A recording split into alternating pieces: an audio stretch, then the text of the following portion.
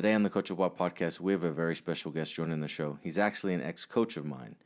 While he was in high school, he won multiple state titles playing basketball at Kirtland Central High School.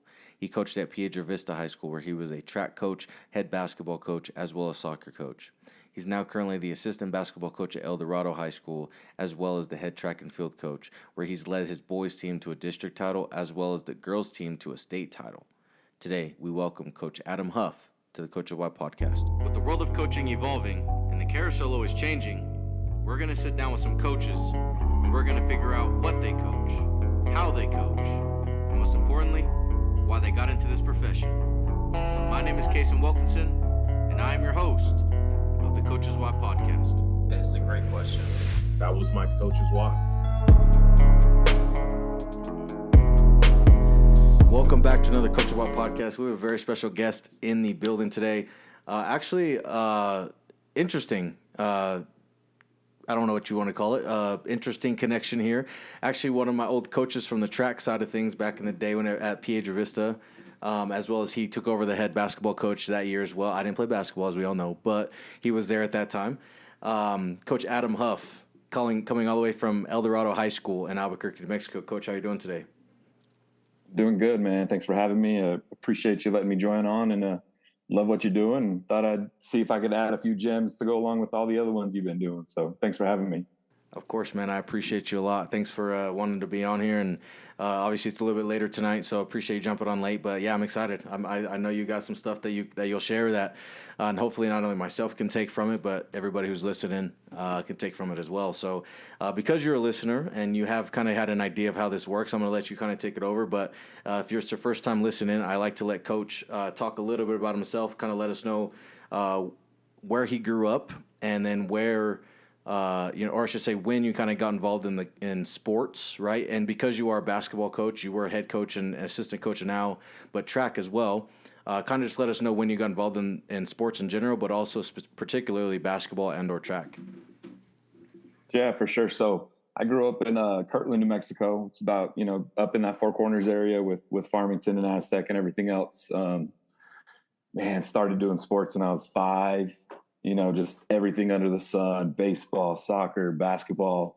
And I continued that through high school. At one point, for the first 3 years, 8th, 9th, and 10th grades, I was actually a 4-sport athlete, running cross country, playing soccer, both in the fall, and then basketball and track, in the winter and spring. And so, it was actually kind of funny because I always thought I wanted to go to culinary school. For some reason, I like cooking and I like baking, and it's just one of those things that I like to do. And then I think it was the summer after my sophomore year, and I had a neighborhood boy come over, and he said, "We don't have a coach for our baseball team." Kid was, I think, 9 or 10. Okay. And so me and a friend, and we were like, yeah, sure, why not? It'll give us something to do. We still had basketball camps and stuff going on in June, but, it sounds like fun. Give us something to do. And at that moment, I think I was just hooked. You know what I mean? It was one of those things that it was just so enjoyable, kind of just competing in a different manner. Yeah. And so I was like, this is kind of cool. And so as I kind of went through high school, I had a few coaches, Coach Steve Scott and Richard Crum was another guy who said, one of them, I don't remember which one, but they were like, who the best coaches are? Point guards or bench players. And at that moment, when he told me that, I was actually both. Okay. I was a point guard just sitting on the bench waiting to get my time. And I was like, okay, maybe I can do this. So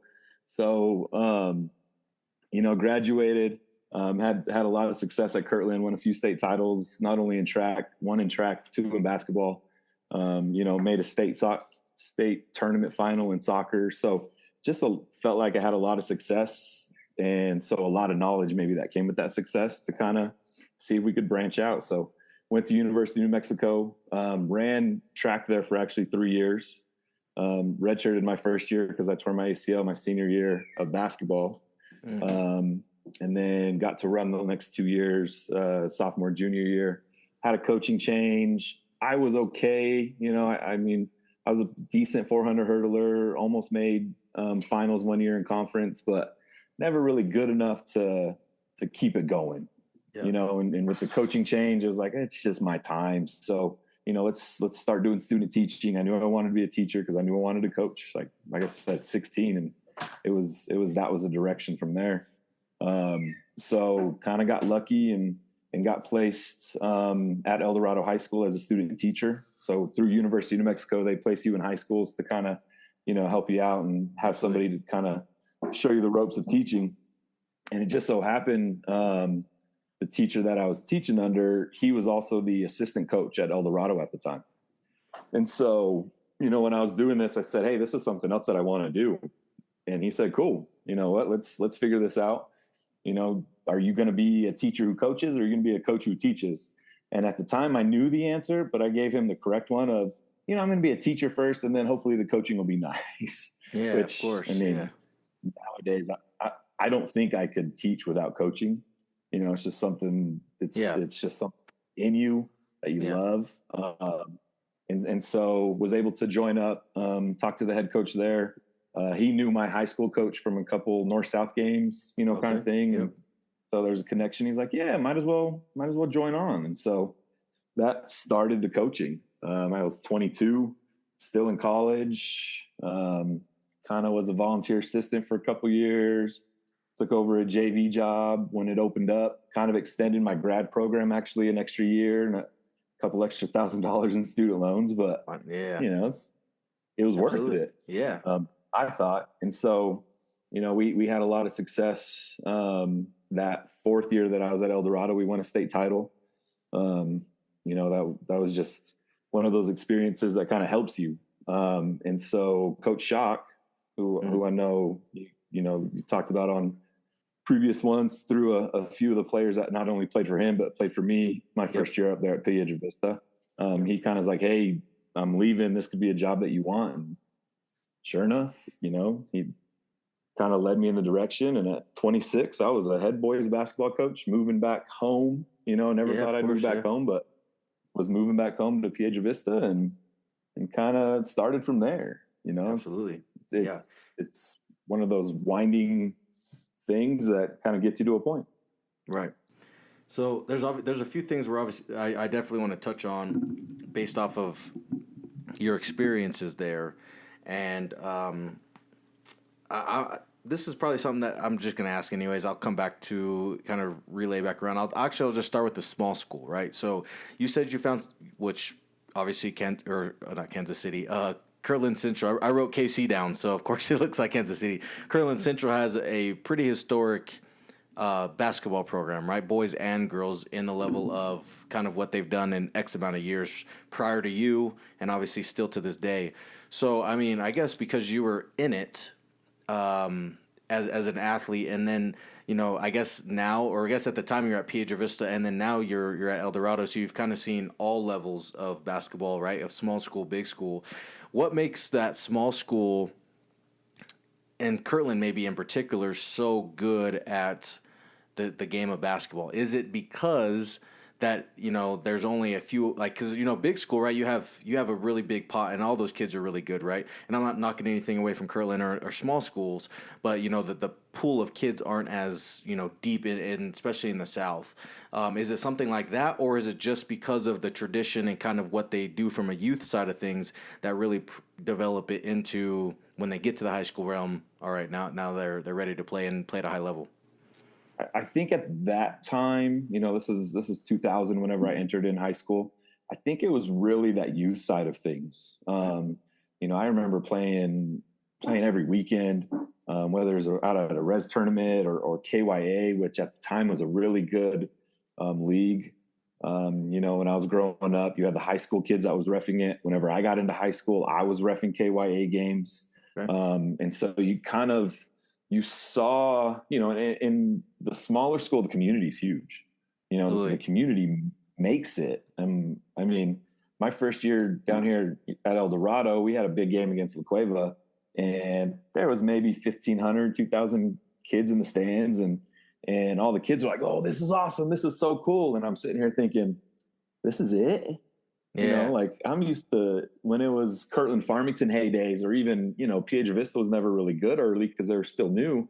But even Kirtland Piedra Vista, a non-rivalry game was 1,500, 2,000 people. You Yeah. know, there was a point, I think my junior year, we played Farmington 4 times. And one of the times was at their gym that holds about 4,000, and the fire marshals had to shut it down.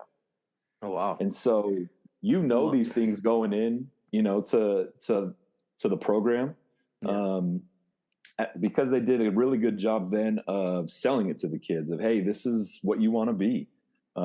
This is the community. And then, to be honest, I think we got really lucky at that point. We had a great coach. We had a great group. Devin Manning's the head coach there for the girls right now. Him and I played together all 4 years that we were there.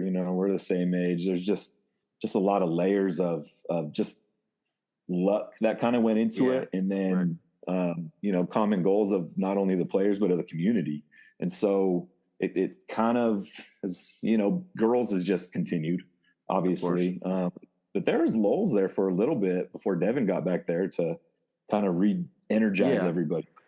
There were games where, it was back to 1,500. And this last Saturday they played Gallup, and there's almost 4,000 people in the stands. I was going to bring that up. Yeah, they sold out, 3,500, 4,000 people. Yeah. So, and it's that community buy-in. And so when you're younger, you really see that, whereas Eldorado or even a bigger school down here in Albuquerque, you don't have as much community buy-in. So it's really, hoping that you get enough kids come out to help you. And there's a lot of weird things that happen down here. Some with recruiting that's not supposed to happen and does happen. But sometimes it's just luck of the draw of where kids want to go to school. Honestly, it's kind of weird. Yeah, no, I've kind of heard those things about, like, they get one waiver or something like that, and they might live in this district versus the other, whatever it is. I don't know all of it. We don't have to dive into that, but I've heard that. But it's interesting though that you mentioned that about, like, the size of the kids or the people going there, because, like, for example, right, Bella Hines, one of the best recruits in the country was it Sandia, right, or was it Eldorado? I can't remember what it was. Eldorado, right? Bella Hines is, one of the best girls in the country, just committed to LSU this offseason. And even though I guess I can say this, like, I understand maybe it's a girls' game, so I feel like that may hinder it a little bit. But at the same time, that game we just mentioned about Kirtland and Gallup was a girls' game, and they sold out 4,000. So it's just interesting. You have a nationally ranked, prospect in your own hometown at your own school, and you don't have that buy-in.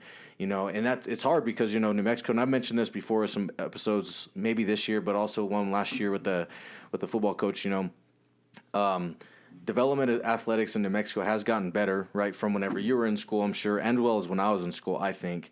But still, like, it's crazy to me that you're starting to see some really good talent relatively, right, come out of this area, and you still don't have that community buy-in, which is sad because, next time you see Bella is going to be on a TV, right? And you have her right here in your backyard, and you can go watch her in high school, right?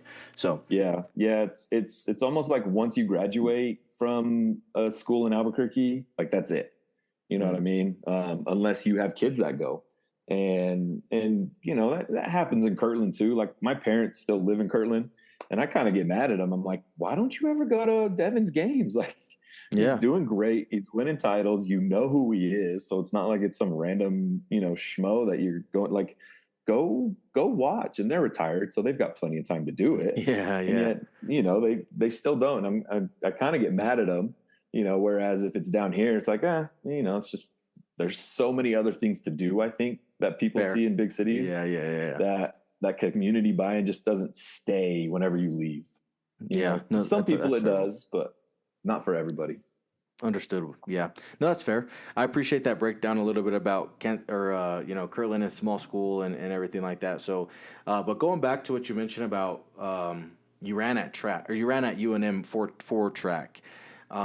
So I guess what I want to ask you is, can you tell us and myself a little bit about your recruiting process? So was there anything, actually, let me just say this or reword it this way. How did your recruiting process go?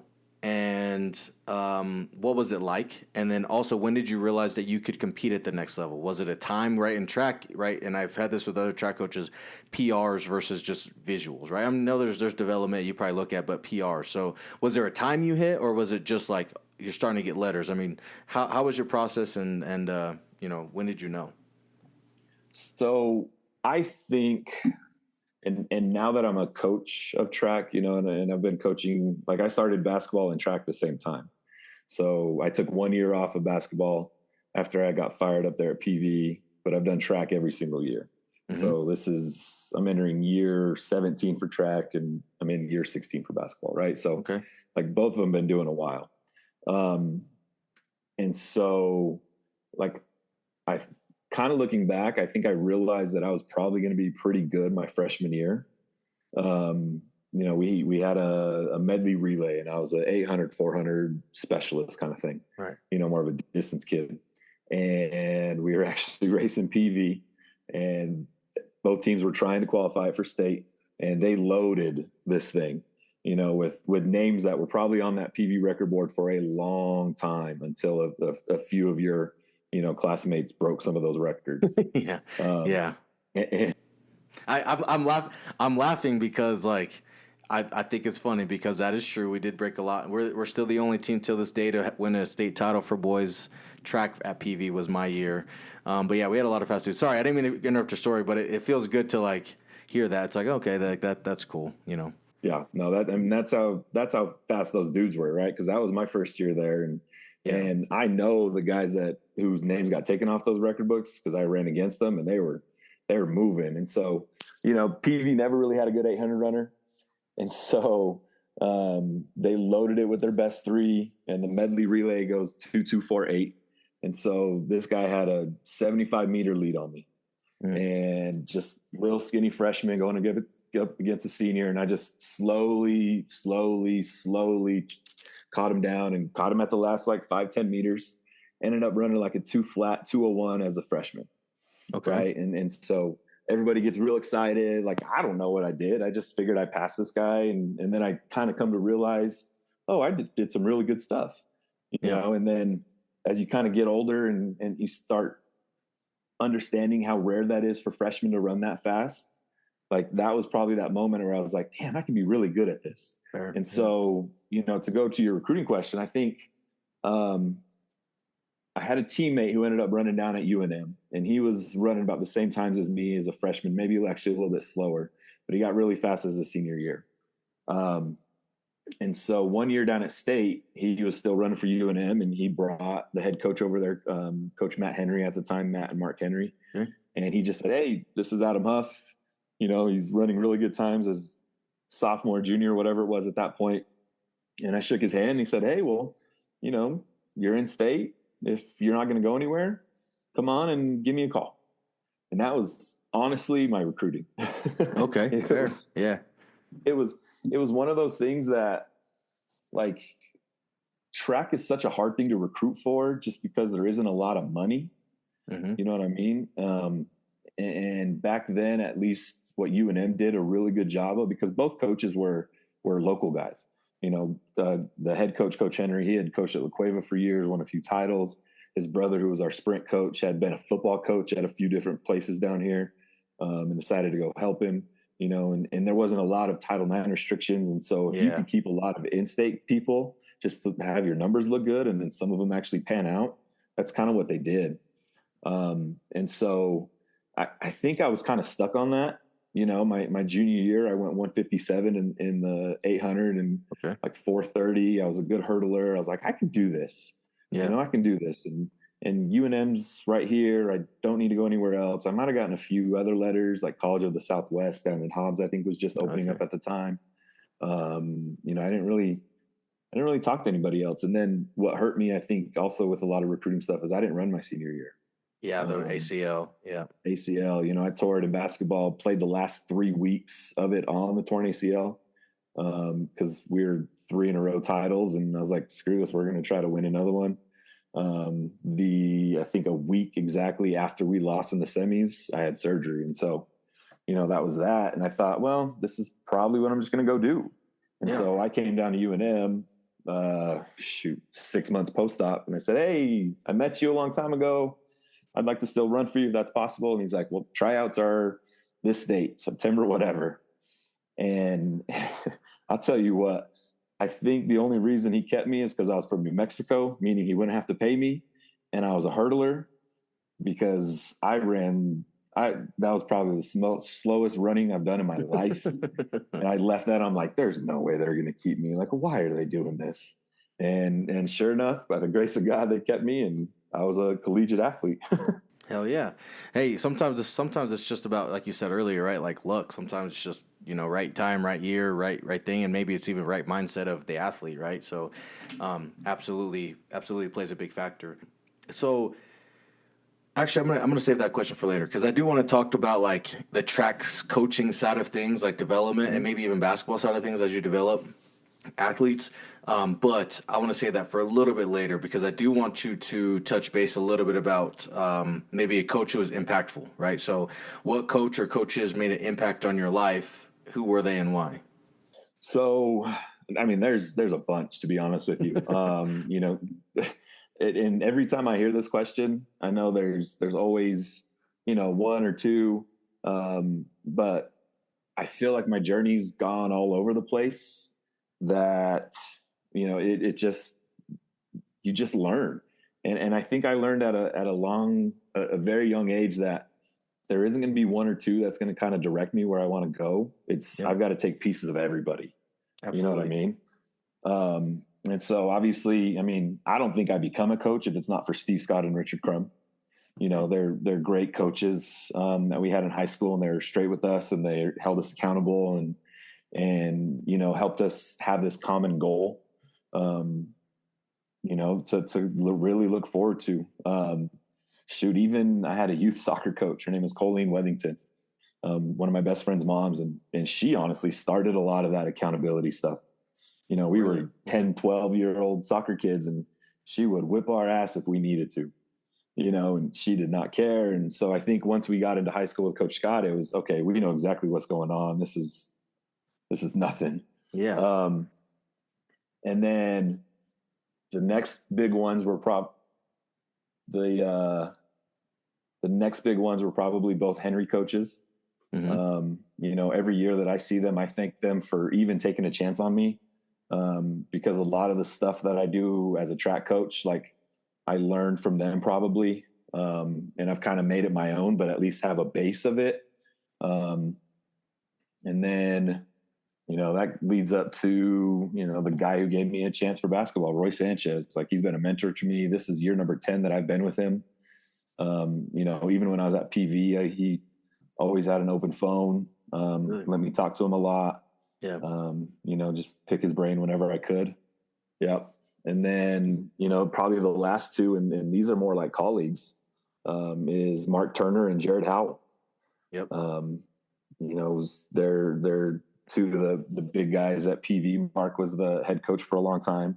Yep. Jared's still the football coach up there, and just being able to work with them for 7 years, it gave me a different perspective. So Coach Turner was actually a head coach when I was still running it currently. And Coach Turner, he is a energetic, crazy old man.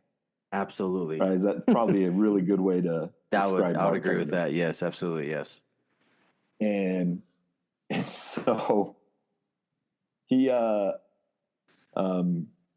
think it was probably an 800, and I worked one of his boys, and he was so excited for his kid though. And I'm like, well, like, the kid didn't win. Like, he barely placed sixth, whatever. Like, why are you so excited? When I started working with him, I kind of realized what his deal was. It's you have to treat every kid like they're your stud, because, in a sport of track, there's so many, everybody's just out there to get better. Not everybody's out there to win. Everybody. So as we were talking, I know we had some technical difficulties there, guys. Sorry. As you guys saw, we went from the last visual to now we're at a new visual because we had to completely change, and Wi-Fi and now microphone. Just one of those nights, I guess. Shout out to being a Monday, I guess. So anyway, so I know, Coach, you were talking about Coach Turner being influential, Coach Hal being influential, being there for 7 years, and obviously the coaches you experienced at UNM and obviously growing up. So I guess my question for you is, do you take anything from those coaches, whether it's from like being a colleague or actually being a being under a coach, right? Being an athlete for a coach. And do you implement or use any of those things as a coach now? Definitely. I mean, you, you try to just take pieces from everybody that you interact with. One of the things I think Coach Sanchez really taught me early on was go to clinics. Talk to coaches, and especially the first couple of years, listen to coaches. I mean, you don't even need to speak a whole lot. Some of these guys that have been around forever will give you just little nuggets here and there within a lot of really funny stories of their times. You know what I mean? And it kind of just solidifies that you're in the right place, that you're doing the right thing, because they have all this love and they have all this joy doing what they're doing, and you're like, yes, this is why I'm doing this. This is what I want to do. And then you kind of get to a point to where you can have these conversations and these relationships with some of these coaches, and you can just start breaking stuff down. I mean, basketball, especially down here, is kind of weird in the fact that not a lot of people want to share a lot of things.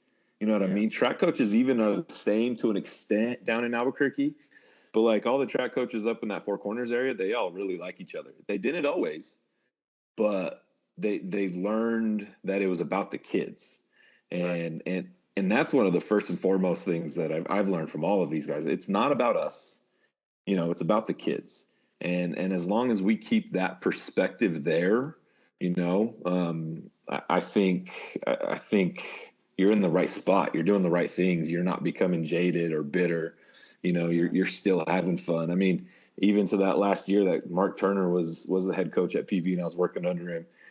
Any girl that started at a 17-second 100-meter dash, by the time she was a senior and she went 14.5, which for you non-track people isn't very fast, but that 2.5, 3-second improvement over 4 years, he was just as excited for that girl as the girl that won a state title. You know what I mean? And keeping it in perspective that way was, I mean, just game changing track wise for me personally, to kind of move into, bigger things, I guess I would say. So going back to Coach Turner, I can say that he was definitely, and this is, I'm not going to rant on him, but he absolutely had that energy of a person who, he didn't, as you said, he didn't care what you ran. He just cared about the athletes, and that they actually came out and gave him a shot to be their coach. And, I definitely appreciate Coach Turner. He was a different character, right? In comparison to a football coach or to a wrestling coach or even baseball, right? Or even basketball. But, he definitely made the events fun, and he always had jokes, right? So I don't see him very often, even though I live here. I actually haven't seen him since high school, maybe once, but I haven't seen him in a long, long time. And, but yeah, I agree. He was very charismatic and a great dude. So I can respect him. And so I appreciate him. And kind of going back to what you said about like how coaches down there kind of, I wouldn't say that, they don't like to share information, right? They're kind of they're on their own way, or they don't like to give up the sauce or whatever. So it's interesting that you say that, because I've had this conversation, maybe not like directly, but I've had this kind of get brought up is, I feel like, and that's part of the reason, as you mentioned off air, like how I got into this podcast, or like, how some of the relationships are, was because some of these coaches were willing to just talk to me about how to be a better coach, right? Like, because that was the whole point of it initially, was just I want to be a better coach, the best coach I can be. And that obviously transpired to where we're at now. But kind of regardless of that, I kind of feel like, and it's weird that you say track, but I feel like there is those sports that kind of have that kind of, I wouldn't say bitterness, but kind of have that wall up between them, right? Like whether it's a basketball coach or football or baseball. And then I feel like there were some other sports which I didn't know track was like that, but I feel like there were some other sports that were a little bit more open to those conversations, or maybe, having that type of relationship, coach to one coach to another. So it's interesting that you say that, because I feel like, as you said, it's all about the kids. But I guess as a coach in general, like, I'm not trying to take things from you. And I've heard this before, like, and I just had a great analogy, great coach. He said he actually gave a bunch of information to another coach at another, it was a JUCO or something like that he was at. And he was like, you can take the exact same sports regimen. You can do everything that I'm doing, and you will not get the same results as me because of who he is or whatever, right? And that kind of Yeah. goes to show the type of coach and maybe relationship or whatever. So it's just interesting that coaches aren't willing to have those conversations. I'm not saying you have to, but at least it's small. It's New Mexico, right? We're not playing. Yeah. Which I mean, I guess it is, but whatever, right? I guess it's hard to explain, but it's just weird that's such a thing, especially how the sports have evolved from what they were 15, 20 years ago to 5 years ago to now, and how social media and all these things have evolved the sports themselves to where coaches are still kind of having that wall up. Well, and I think to the core, every coach is a competitor, right? I mean, Fair. Yeah, absolutely. I imagine you talk to so many dang coaches, and what's one of the worst things that you hate, right? And most coaches will say, I hate losing more than I like winning. And that's just, it's kind of an old school mentality that if you're going to be successful, that kind of has to be that little bit of crazy, in Right. you. But at the same time, I think especially in, a sport like track and field where, I mean, look, I think what we've done at Eldorado the last 4 years, I mean, we won a boys district title last year, first time in, I think it was 8 years. We won a girls state title. And we're all together, even though I'm the boys head coach, I still do all the sprints, and our girls head coach is the distance coach, and he does all the distances for both sides. So like, it's a big collaborative effort. And it's like, I feel like we've done such good stuff that, like you said, I don't care what I'm going to tell you. I still think that I'm getting the best out of my athletes. And so if you can't personally get the best out of your athletes, it doesn't matter what your regimen is or what your scheme is or whatever it is, which probably honestly is going to lead to one of your next questions. It's really about setting that culture of people wanting to be there and people running through a brick wall for you, and people believing in what you're doing. And if you can't do that, it doesn't matter what you know and don't know. You know what I mean? And if you're so competitive and the kids aren't having fun, then are you really going to be that competitive? Are you really going to be that successful? I don't think so. And so it's learning everything, making sure you have a good program, have a good regimen, but still making sure that the kids have fun. Because I tell you what, coming out of COVID, I mean, kids aren't, their mindset isn't, train killers anymore. It's, I want to have fun. And if winning doesn't necessarily dictate if I'm having fun or not. When I was playing, winning dictated my fun. Absolutely. You know what I mean? Yeah, me too. I'm sure when you were too. competing, winning, that's what it did. And it's slowly kind of going back to that, but it's still not even close to what it was pre-COVID. The kids have evolved in a sense. Obviously, you mentioned COVID's probably right on the head of what it is and one of the big reasons behind it. But I think it is slowly coming back a little bit. But I think realistically, as they have changed and the sports have changed, right? And I've said this before, and you probably agree that we've had, or you specifically, you've been doing this, as you mentioned, like 16, 17 years. You've had to evolve, right? Even from when you first took over and when you were student coaching at Eldorado to then taking over PV, right? And when I was there to then like a few years after me, and then obviously up to this, like even before COVID, you had to evolve because even though maybe the same idea of, like you said, like maybe that killer mentality or like competitions there, the kids were maybe a little bit different, right? And things have changed overall. So I think was in general evolution of the athletes and the kids as well as the coaches is so important to not only success now, but like, still loving in order for you to continue to love coaching, you have to love the evolution of that kind of comes with it, Yeah, for sure. Yeah. As you kind of, and you kind of said it earlier about some of the things like maybe what you love or hate about coaching. So what are some things that you love about it and maybe some things that you dislike about it, if there is anything you dislike? I mean, there's daily things that you dislike, especially being a head coach. You know what I mean? Our Coach Sanchez here at Eldorado, he's our AD as well. And he was talking to our wrestling coach and he said, there's going to be at least 2 text messages a day. Our wrestling coach is brand new. There's going to be 2 text messages a day that are going to piss you off going into practice. and it might be a parent, it might be a kid, it might be a teacher, it might be an assistant coach, it might be, everything, Yeah, something. absolutely. And so it's those little things that kind of get to you every day. You know what I mean? I think parents, to an extent, obviously depending on the sport, but even in track, to an extent, parents tend to, what's the I don't know how politically correct. Yeah. Parents tend to Opinions. They think have opinions. Parents have opinions that they think that because they did it, that they know just as much as you do. You know what I mean?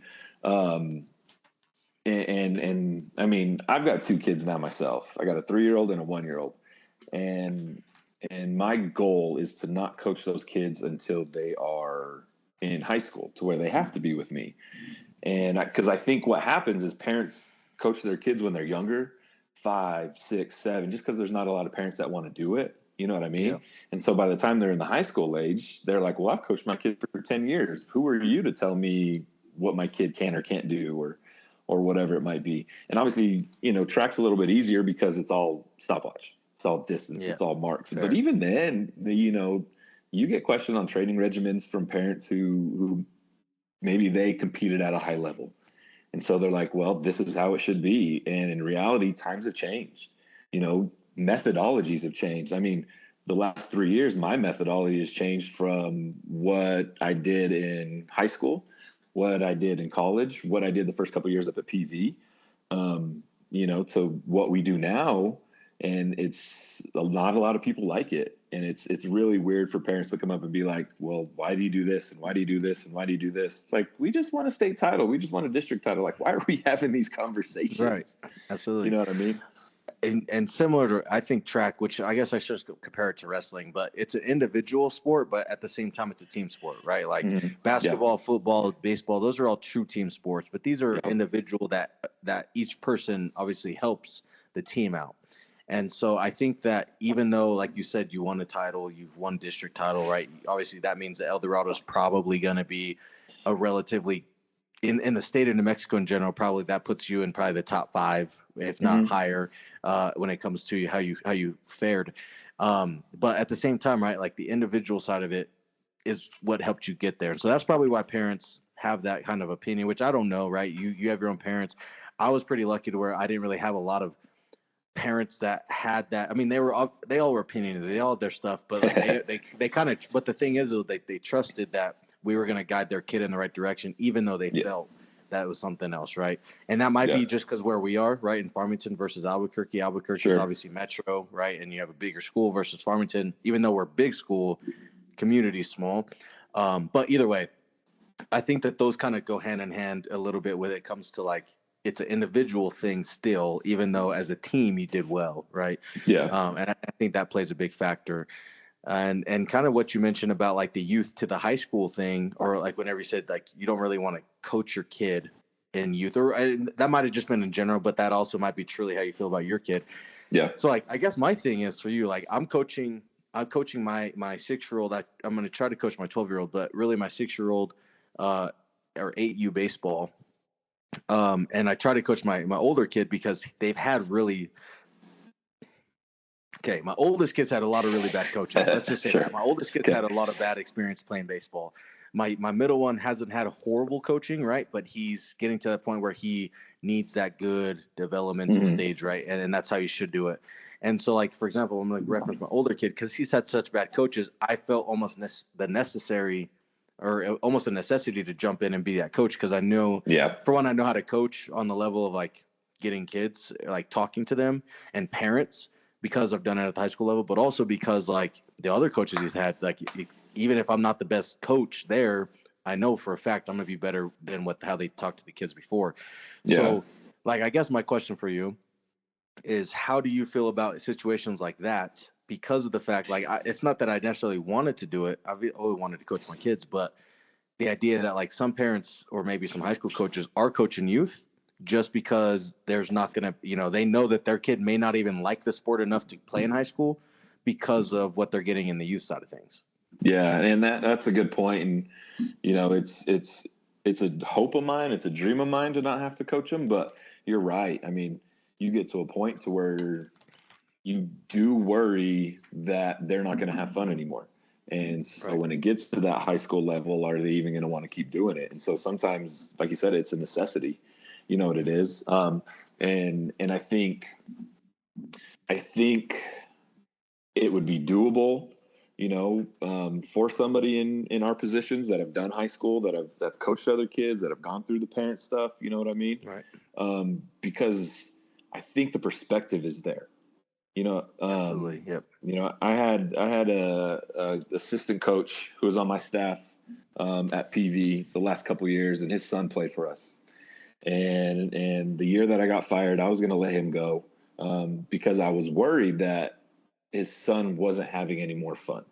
And the reason I don't think he was having any more fun was because his dad had just been with him forever and ever and ever. And there was times where the kid would go home with somebody else, even though his dad was his ride.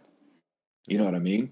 And I think when they get to that level, like my big concern is if they're hearing me from 8, 9, 10, 11, 12, all the way to 14, to where it's a little more serious in varsity, I don't want them to tune me out at that point when it becomes a little more serious. That's fair. One. And the second part is I still want them, I want to be able to tell them, hey, I love watching you play. You know what I mean? Like that's my wish for a lot of kids when they hit high school, is that their parents just after the game say, hey, I love watching you play. Because I don't think it happens a lot anymore. You know what I mean? Like a big thing that I've really pushed, and it's different from sports, from basketball to track, is having joy for yourself, joy for the sport, joy for each other. That last part, especially joy for each other, is really easy in track. Like we mentioned before, the 17 to the 14, everybody's so excited for that kid. They know that kid's not going to state. They know that they're not really helping the team, but damn, that kid's been suffering through just as much BS as, workouts and cold weather. And so they're just excited for them. And when you get a sport, such as basketball, where it's a little more objective, that joy isn't there as much. And I think, that not only is that with the kid, but the joy isn't there either. I don't see a lot of parents having joy watching their kids anymore. And it's kind of sad. You know what I mean? And I don't want to get into that with my kids. And that's like my biggest fear for any parent of if you're going to come, you're going to watch, please enjoy it. I mean, have fun. Sure. Your kid's trying to have fun, because if you go home and you say, well, that wasn't fun, your kid's going to think the same way. You know what I mean? So, yeah, they go hand in hand, right? On the level of people talk about energies, right? And kind of like what you like, negative energy will suck the positive out of you, and vice versa. If you're positive around, it's going to hopefully bring positive to you. And that I think that starts at home. And you always hear these horror stories of kids getting in the car, and then specifically, and I'll say this, which I don't know necessarily like a national scale, and it's gotten a little bit better, but wrestling is one of those, like, those kids from a young age, those dads are yelling at them in the corner, and they're 6, 7, 8, 9, 10 years old, and they're getting after their kid, right? Like, you're blah, blah, which obviously we have to yell from the corner because it's loud, but at the same time, like I've seen that these dads are so pissed off at their kid for losing a match that they should have won, but they're a kid, right? And like, it's just one of those things where, like, obviously we have to be hard on these kids. And I just had a conversation today, like, you have to be able to be disciplined and show them, like, it is important for them to understand these things. But at the same time, if you don't have discipline without love, you're not going to have, or vice versa, right? Yeah. So it's like, you have to be able to have fun and give them love and just appreciate what they're doing. At the same time, if discipline or that stern talk as that parent in the corner is needed, you also be able to have that, right? So it's weird that it's interesting you say that you don't see parents having as much fun as or maybe that they should be, but I don't know why that would be changed, right? Or I don't know what would have changed that. I don't either. And you know what, it could just be a program thing that we've kind of gotten stuck into the last couple of years at Eldorado. Right. I don't know. I know I had a little bit of it in, like I said, at PV. I think that was part of a reason that led to my firing, among a few other things that, are neither here nor there, but things that are out of my control and I still don't have actual answers for. But, bro, hey, we can talk about that off air, but same. Yeah. There's some we'll questions. have to do that. Anyways, go ahead. Yeah. I just think it's just interesting that, in high school in New Mexico, and I always find it interesting whenever I talk to other New Mexico coaches. You've heard me talk to, Ty and Jake, because they were obviously your athletes. And, but the last one I talked to was Christopher Smalls from Rio Grande High School, the football coach there now. Okay. Yeah. And, me and him talked on a pretty heavy tangent on like New Mexico sports. And it's just interesting that New Mexico sports, we want so much from our athletes, and we want to get to that level where we're not getting overlooked in whatever sport it is, right? Like obviously football, we're overlooked by Texas, Arizona, Colorado. They're all next to us. Kind of the same thing in most sports. But at the same time, like, as you mentioned earlier, like community buy-in or maybe the love of the sport for these athletes may have fallen off just because of whatever the variables are. And that could be a reason why we don't see so much success. And that's another thing too, I'm going to ask you about is like AAU, right? I think you might've heard, I think I talked to Jake about this and some other coaches about like AAU basketball.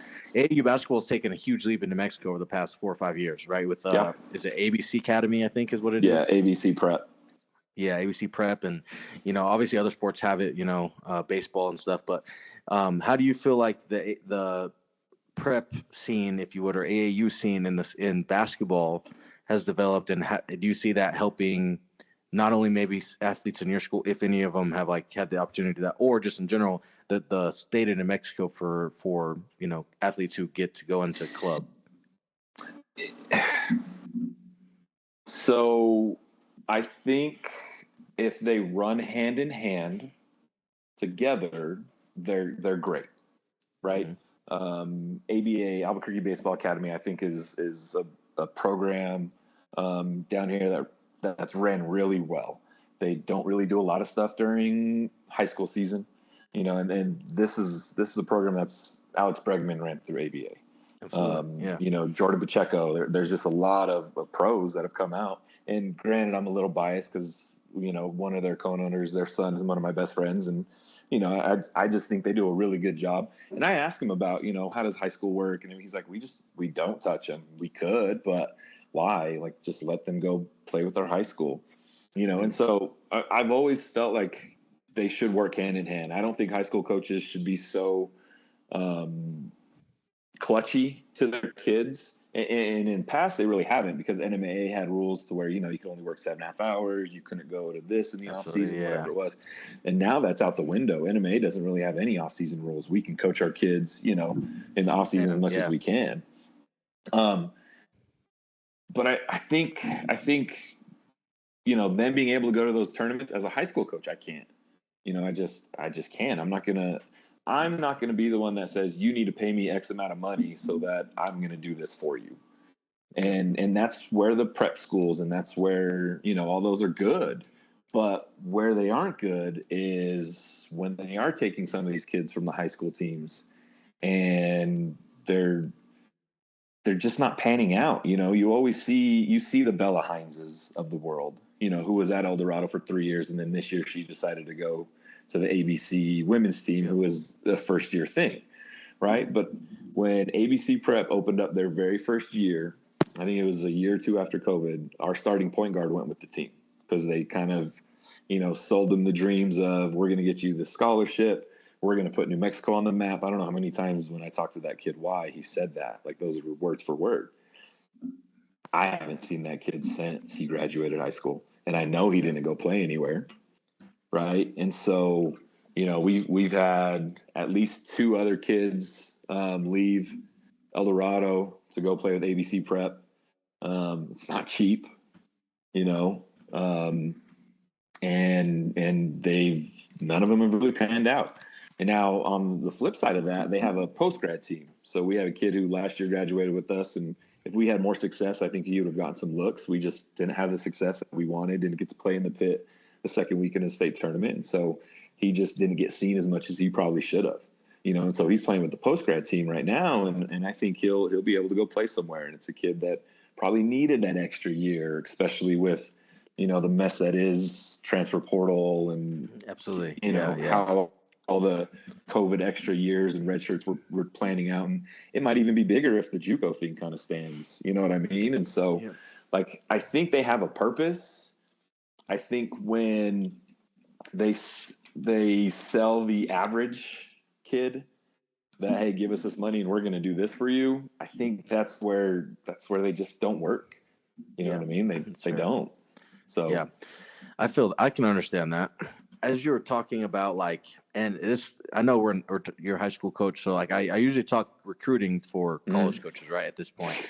But I'm going to ask you this: is, I guess, mentioning the ABC prep and all what they're trying to do, right, and then the dream of it. And I know some of it has worked out, but I guess as you as a coach, I know you're an assistant for basketball, but the head track coach, how are you trying to? Are you doing anything to try to get your kids seen, whether that be off-season camps or whether that be helping kids via conversation? I mean, this is actually the first time I've asked high school coaches, so you're welcome. But is there anything that you have done, or maybe is there anything that you do? I don't even know how to word that correctly, but to try to get your kids seen, or maybe help them get to the next level. So track-wise, I always ask them, hey, do you want to go somewhere? And you'll be surprised how many kids actually want to go run track. It's not a lot. It's they do it. It's fun. They're doing it for another sport. Social. Everything's social. Everything's in perspective with a lot of track kids.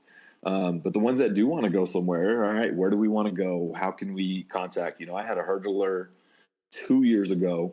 He had only hurdled for 2 years, but he really picked it up. By the second year, he was pretty good. He was hitting a lot of these marks, and he said, "Well, I might want to go to Metro." Denver Metro. All right, cool. Let me email the coach. Hey, what's your standards? I got a kid who can run this, this, and this. Is there possibly a spot for him up there? He talked about staying here. I talked to one of the coaches here. This kid wants to do it. He's willing to walk on. He doesn't need money. Is there a possibility for a spot? And so I kind of let the kid lead it initially. Mm-hmm. The last couple of years, we've had a few smaller schools, kind of in the Midwest area, that have sent me an email. Hey, we see some of the times of these kids. We'd love to reach out to them, see if they're interested. And then I talk to the kid, and they're like, I'm not going to Minnesota, or I'm not going to Iowa. And I don't think I've done a good enough job of emailing those coaches back, actually. So I hope they'll keep emailing. You know what I mean? Yeah. But track-wise, you put the times out there, and you kind of hope, something hits. Yeah. Something hits. And if the kid wants to go, then let's have that conversation. And basketball, for me, it's a little bit more difficult. When I was at PV, I was 26. I didn't know any real colleges. I didn't know any college coaches. I knew a few, and I tried to pick off of them a little bit.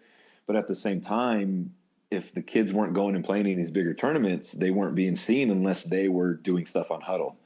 And for me, I'm like, dude, what do you, I've had a few conversations with, what do you want to do?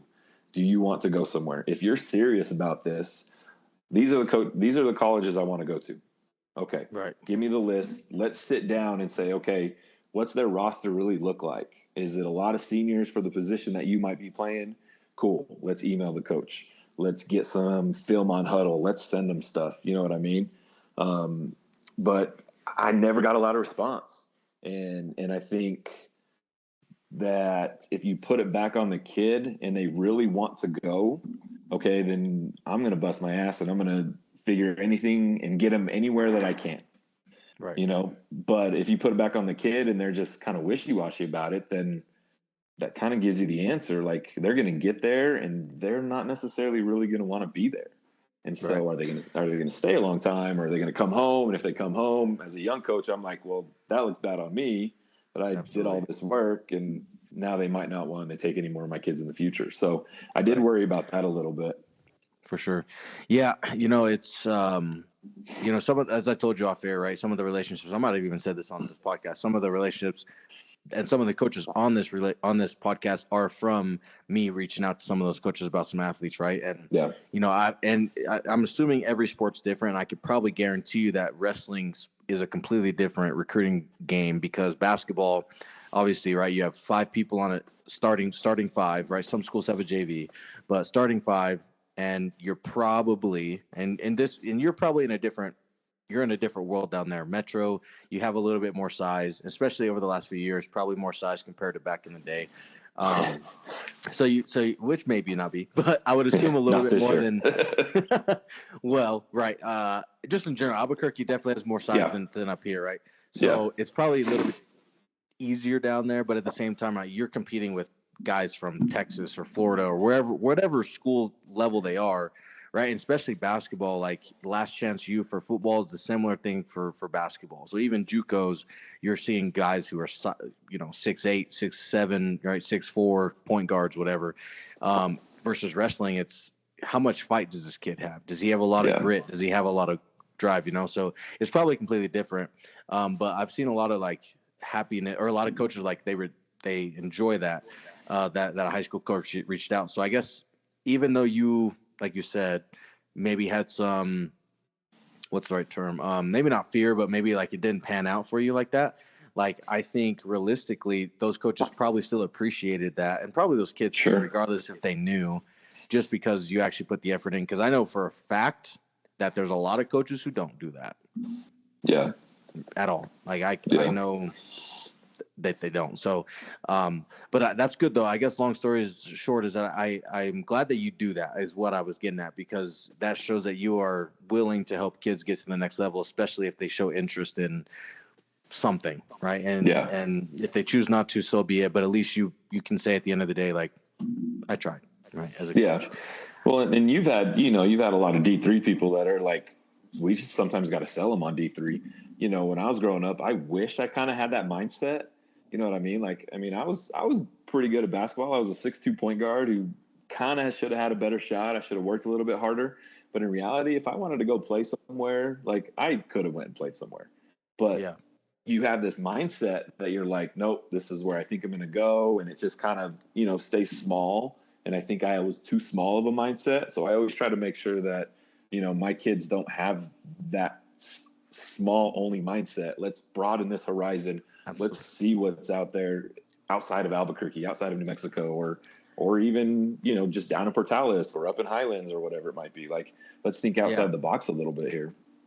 I think that's actually got brought up in other conversations, which I 100% agree with. It's like the education of a high school coach doing their due diligence of like educating these kids. It's like, especially kids who are really good, it's like D1 or bust, or like, I want to stay local. It's like, regardless of what their mindset is, educating them on the opportunity, right? Like, I tell kids, like, hey, you go JUCO, especially now, but you go JUCO and go ball out, go be a national champ, or go be an All-American, or go do well.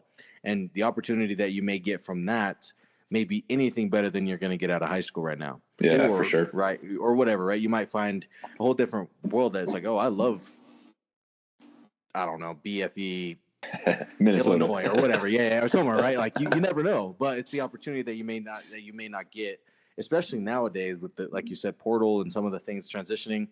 Like, if you get a shot, you almost have to take it. Right. Yeah. If you have more than one or whatever, like, okay, great. But in general, you may not get that because of how much things are trickling down from the D1, right? The restrictions are football getting cut, their rosters, wrestling's getting cut. And I don't know about track and basketball, but all those most sports are getting cut roster sizes, which will trickle down, blah, blah, blah. So just educating the kids is, I think, as another service we have to do as a coach to help the kids get out or just understand, right? Yeah, for sure. So how do you develop athletes and you could answer this for both basketball and track, or you can just do track. I wrote it down for track, but you can answer however you want. But how do you develop athletes in track / basketball from, let's just say, like, end of sophomore year, so kind of the last 2 years of high school, to kind of get to a point where maybe they are able to get recruited, or maybe able to actually step into a role that they haven't been able to because they weren't developed yet, to actually, for example, if you're talking basketball, kind of go from a guy who's a floater to where, all right, now I'm actually able to start and maybe actually be productive. Or in track, like you said, I guess let's just talk sprints.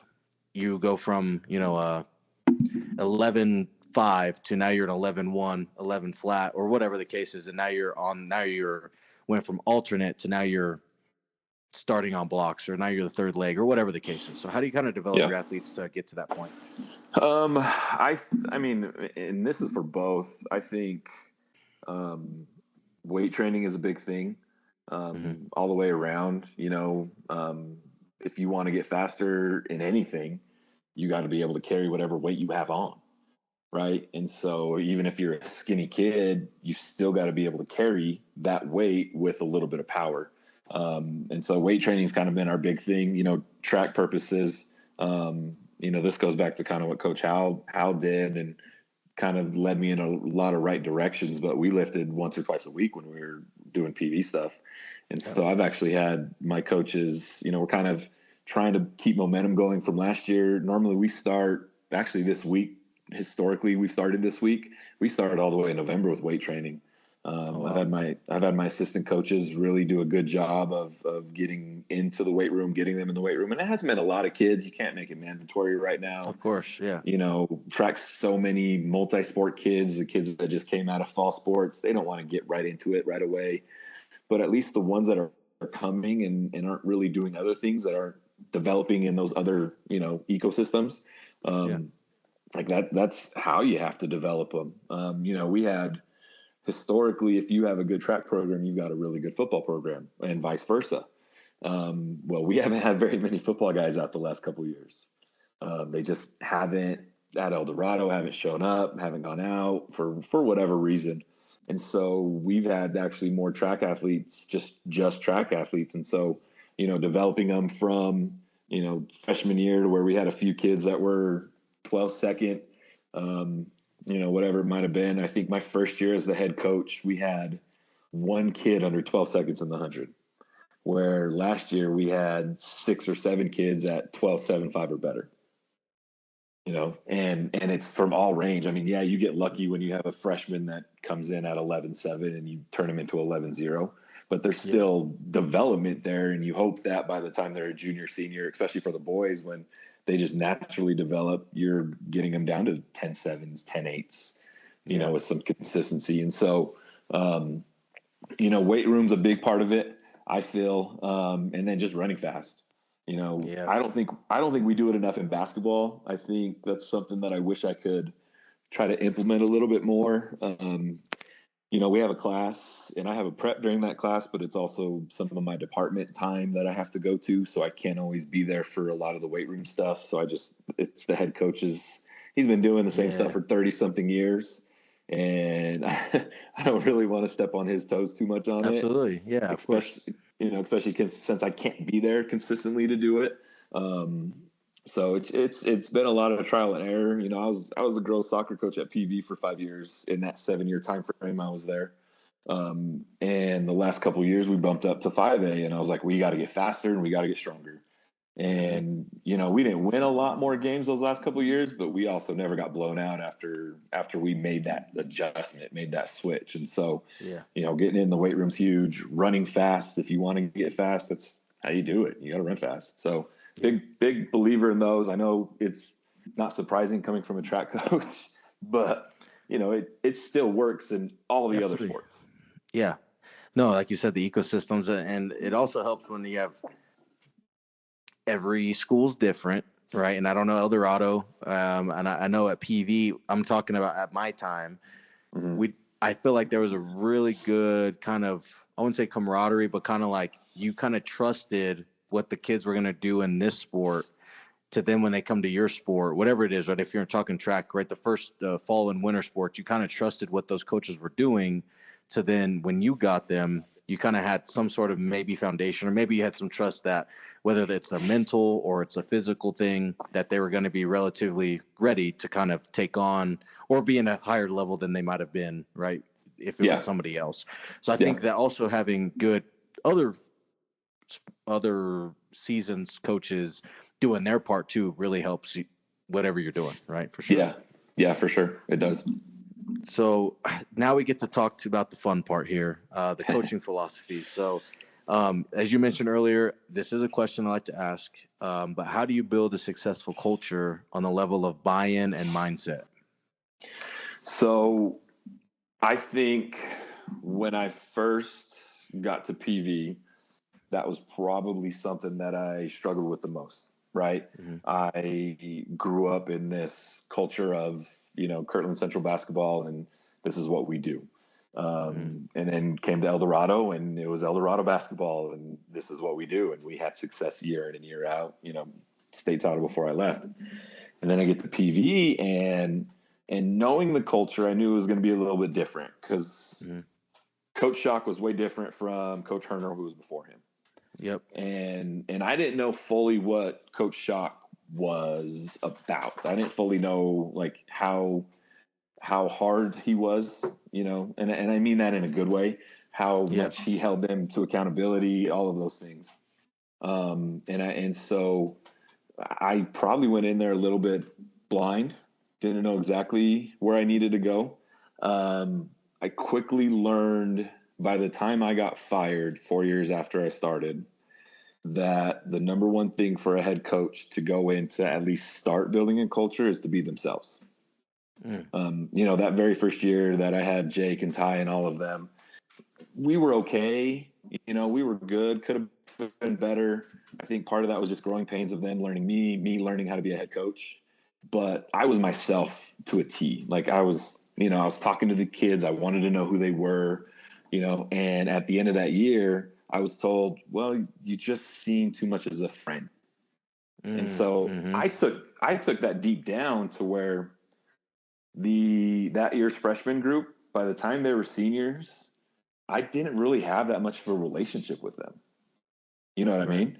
And I think that's one of the reasons that kind of led to my downfall a little bit. I mean, being fired isn't a downfall, there's worse things that could happen. But I think that was one of those things. And so for that 2 year, there's a 2 year stretch where I wasn't myself. I didn't have a relationship with the kids. I didn't really know who they were personally. I don't think they knew who I was personally as much as Jake and Ty. So, I mean, even back now, I have better relationships with Jake, Ty, Satchel, a lot of those guys that graduated that first year than I even do with kids that I was able to coach for 4 years. Like Troy and all those guys. I mean, the only other one that I talk to is Isaiah Valdez, who's, the head coach over at Kirtland. Yep. But that took, like, him and I, like, had to hash it out. Because he didn't like me, I didn't like him. I wasn't myself. He was going through a rough time where he wasn't able to be himself. Absolutely, And when he started, coaching with Coach Manning, he's like, dude, you just need to sit down and talk to Adam and figure it out. And so him and I actually, we were able to learn a lot of stuff. I was able to learn so much about me. This is the year after I got fired or so. And that very last year, I decided, I made a few changes, and I was like, look, I'm going to go back to being me. And we were much more successful. And I thought, okay, we're turning this thing around. And then the rug was pulled out of me. So that's the first thing is, as a head coach, you have to be yourself. You know what I mean? Be damned what other people think. And if you're being too friendly, well, who cares? Like, if that's your personality, then that's your personality. Fair. Yeah. So then the second thing that I've learned, when I first came down to Eldorado, the football coach, he mentioned that the best coach on campus was our cross country coach. And he hated saying that because our cross country coach, who's also he's our head girls track coach. So he's our distance coach for track, and him and I work a lot together. But he hated saying that just because he can be difficult at times. But he said it because he said he was the best coach on campus because the cross country kids cared more about cross country than any other athlete in their sport. You know what I mean? And he was like, those kids care about that sport. And the reason they do is because of that coach. And I took that to heart, and I thought, man, that's saying something, coming from this person about here. And so, when him and I took over at the same time, our track program was pretty low. And so that first year, it was like, hey, we just need to get numbers up. We need to get as many people as we can out here. And then the second year is, okay, let's start making this matter. Let's actually have these kids care about what they're doing in this sport. And I think if you can set those two cultures of you're going to be yourself, meaning everybody knows the true you're being honest, you're being truthful, There's no BS. There's no Yeah. fluff, and then them seeing you love what you're doing and what you're doing matters. I think that in turn will have them start loving what they're doing a little bit more and having it matter a little bit more. And when we had that change, I mean, we were able to go. And it's funny because it's right now, I feel like there's still sports that don't. I don't think our basketball team is fully at that making it matter, phase. And I think that's why we're struggling a little bit right now. Mm-hmm. And it's so tough. And obviously sports are different, again, it's kids are different. Everything else is different. But I had one of our basketball kids ask me that question. He's like, why is track and basketball so different? Why are the cultures so different? Why are the people so different? And that was the reflection of, out there it matters for everybody, and out there they have so much joy for everybody. You know what I mean? Right. Where in basketball you might not be happy for your buddy next to you because he's getting more playing time than you are. Fair. And Absolutely. it's that weird realm of, if you can set a culture of being yourself, making it matter, and somehow get a little bit of joy in there, I think that's where you're going to have really a lot of success. Right. Yeah, I think being yourself, I mean, you said it right to the T, matters the most. And I think that's when you start seeing, like you said, the kids run through a brick wall. You said that earlier. Mm-hmm. And I felt like, my year that I was there, I started seeing that right away. Like, I felt like the staff that I brought in, some, and I think that your staff matters too, right? Like, some of your kids will adapt more to me than to my assistant or to that assistant or whatever. Like, they have to have who they can kind of fall into on the relationship side. But at the same time, I feel like there were some younger boys, right? The seniors were hard, right? Anytime you come in as a first year coach, seniors are relatively hard to truly have them buy in. Maybe not in all sports, but I feel like the culture I walked into was a little bit difficult for that. But the younger kids were still really buying into what we're doing, and the girls, because we had to recruit a full girls team really from that year, and all those girls would run through a brick wall. I felt like, they would talk to us, they would, anything we asked them to do, they did. They worked harder than some of the boys. They would, all the technique we showed, that's all they did. So it was kind of interesting to see that. And those were the kids that I feel like long-term we're going to build a culture, right, for what you're trying to do. And so you're right. I think being yourself and not swaying from maybe, at least on a personal standpoint, right? There might be some things that you have to clean up on organization or the administration side. Maybe that's all behind the scenes stuff, but I think as a coach, it's very important for us to stay true to us. Yeah. So then how do you build it? How do you build a successful program on the level of wins? And then how do you kind of sustain that over time? And I think this is a great question for you because you just won a title last year. So how do you sustain that or plan on sustaining it? And it could be kind of in general, right? But yeah, how do you do that? Yeah, that's the $1 million question for most coaches. And for basketball right now, I mean, Volcano Vista's won 3 in a row. They're great. They look like they're going to win a 4th one.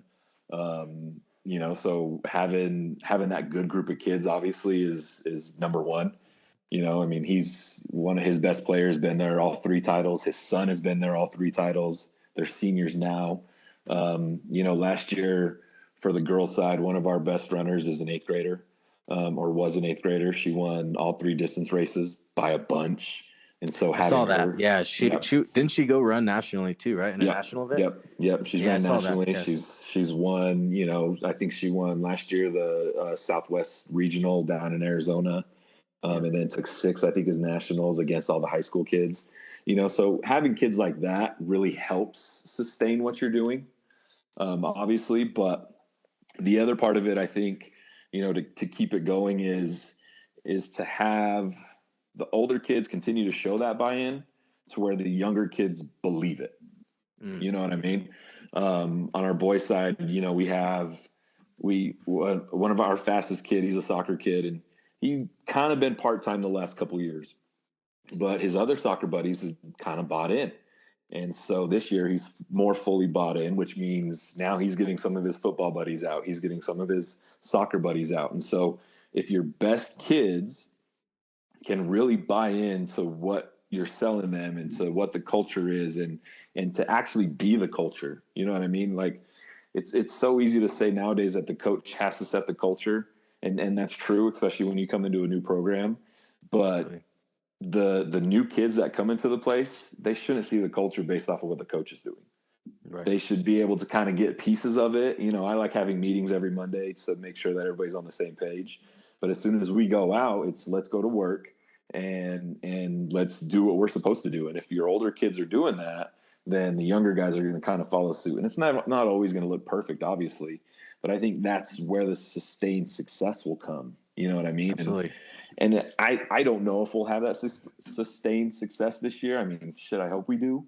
You know, I would love to, and I'm gearing the kids up. Like, let's embrace this. You know, last year we didn't know we had a shot at winning either of them until about maybe 2-3 weeks before the end of the year. And we said, you know what? I think we can do this. When you start doing some of the math, let's just go see what happens. And both good things happened, you know. And now it's okay, kids, let's embrace what we're doing. Let's embrace that we can be successful. Let's embrace that people are chasing us down because we're successful.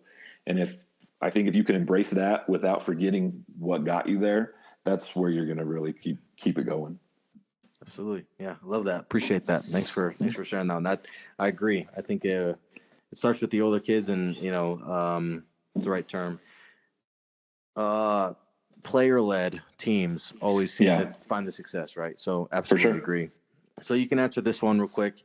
What tips do you have or advice do you have for maybe struggling coaches or maybe new coaches, right? And this could also be coaches like how you said that, you know, you were at these schools, you went to PV, and obviously that rug got pulled, and now you had to kind of pivot into a new opportunity.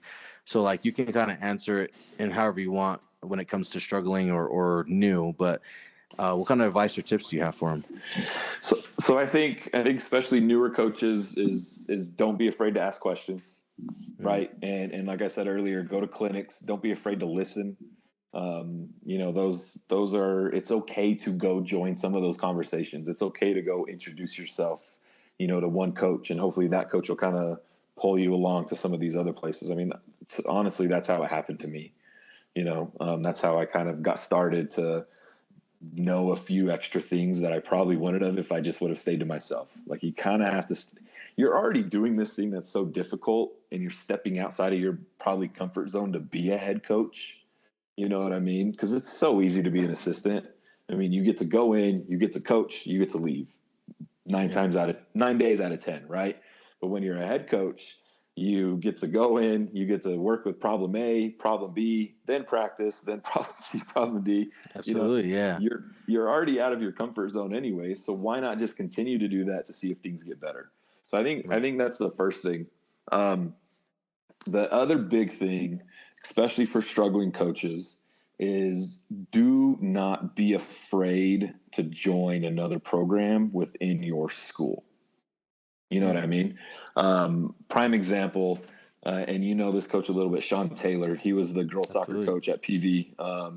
He got fired, and then the next year is when I took over for his program. Didn't even plan on it. Was working with Sean with the track team. They just came to me and said, "Hey, will you do it?" I was just at a time like, I'll just coach whatever. I don't have kids. Cool. This sounds like fun. Let's do it.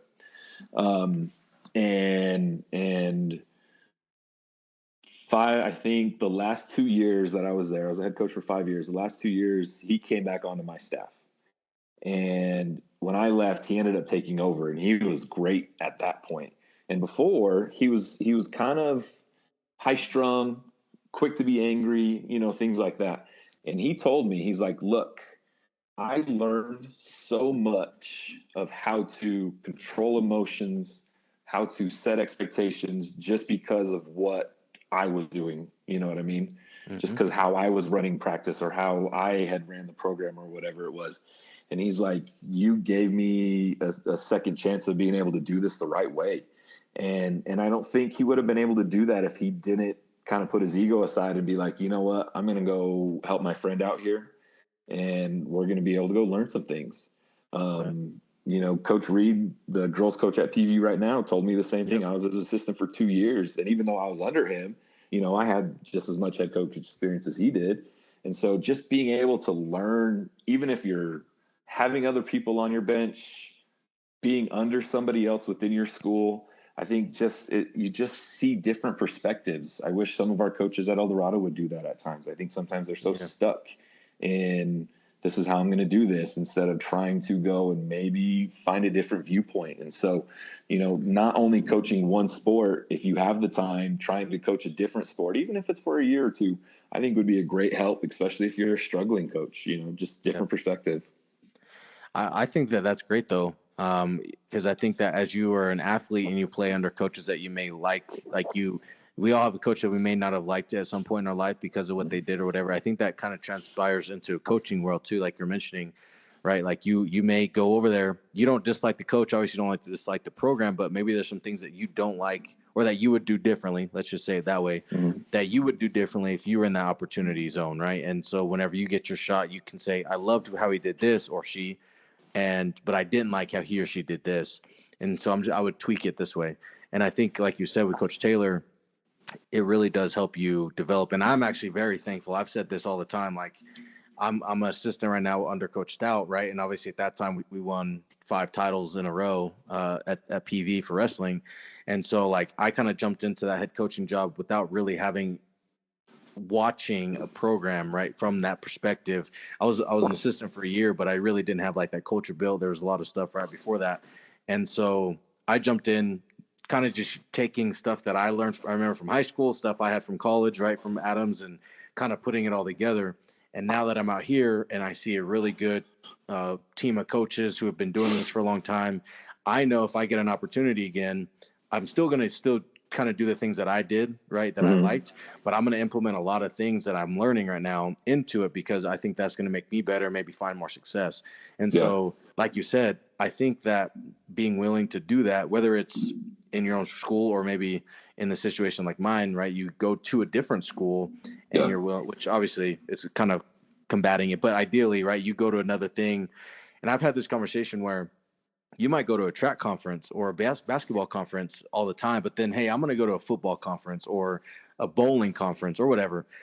You don't coach those, but some of their teachings you might be able to implement it or kind of make it more for your sport. And so being open to those type of things is absolutely crucial. So I agree. I guess long story short, I agree. And I love that you explained that for sure. So my final question for you. My favorite question. I don't know if you've listened to any of the episodes. Only a few. Only a few. I'll take that. I have. I'll break them up every once in a while, but I'm 25 minutes from Eldorado, so I got to listen to something during my time there back.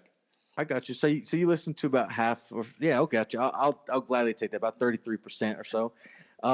So my favorite question, and it's the name of the show, is why do you coach? What is your coach's why? So when, I reached out to say, hey, like I would love to jump on and do this. I think this would be great. It's just great conversation.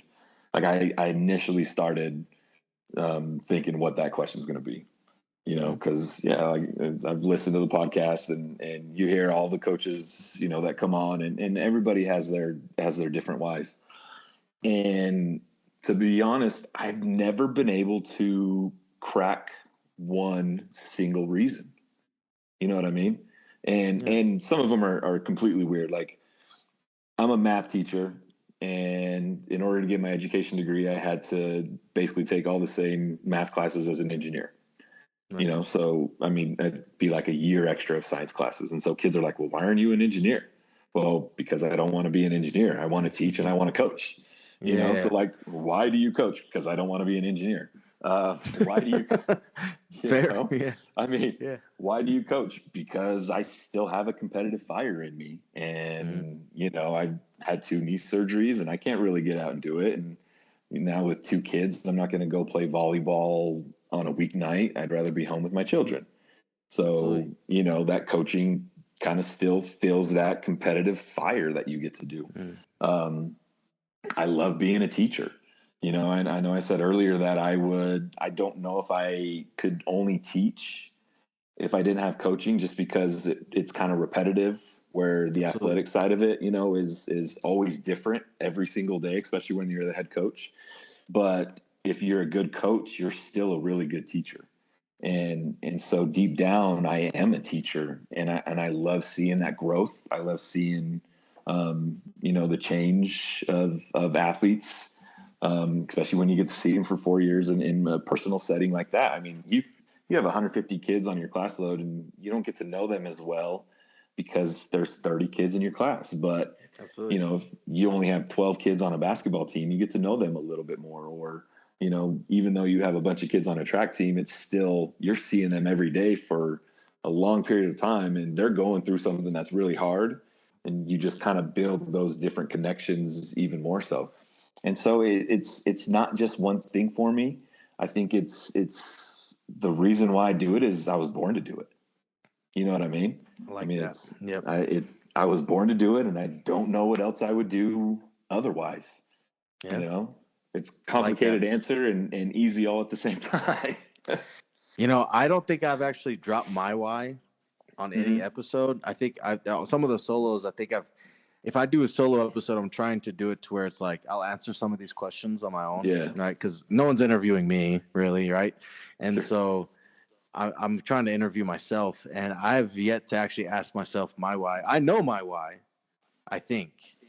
But I think, right? I don't know, but I think I do. But what you're mentioning about like it's your calling and it's what you're meant to do, and like you don't want to do anything else, basically, is what you're saying. That's kind of what, like, I just love the sport. I love coaching. I love seeing kids succeed, and I love seeing them take that leap of whatever it might be, right? A mental block, physical block, and they overcome it and they become better, or whatever the case is. So I'm not going to tell my why, but let's just say I agree with you on your why, and I can see why you say that. So I definitely appreciate that. So thank you for telling us your why. And if you guys are still listening to this podcast on YouTube, make sure you guys HTV hit that bell. If you guys are on audio listener, Apple Podcasts, Spotify, PocketCasts, whatever else, make sure you guys leave a review, leave a comment, say what you got to say, but whatever you say it with your chest, because we want to hear it. But Coach, I really appreciate you jumping on today. It was a really good one. I'm sorry for all the technical difficulties and everything, but I'm glad we got to actually talk. It's probably been 10 years since I've actually seen you and talked to you. Been a hot minute. So I appreciate you listening, but also jumping on it and giving us some gems and talking to us today. Appreciate it. Yeah, no problem. It's been my pleasure, and keep what you're doing. This is a good conversation that, if it helps anybody as they get, older and get into the profession, then you're doing a great job with it. So keep it up. I appreciate that, man. I really do. Yeah, I'd love to have you back on. Talk maybe more schematics, right? Maybe some more behind the scenes stuff on how you actually run a track practice and or maybe some of your workout plans, whatever the case is, just because I know there might be some coaches out there to see what the hell is he doing to win a state title that maybe I'm not, right? If you're willing to give up the sauce, apparently you Metro guys don't want to do that, but you never know, right? You never know. Deep down, I'm still a four corners guy, and I think, learning what I did up there, I'll tell anything. I've got no problem with it. All right. Hell yeah, I like that. Well, with that being said, Coach, I appreciate you. With that being said as well, thank you guys so much for listening, but we'll see you guys next time. Peace.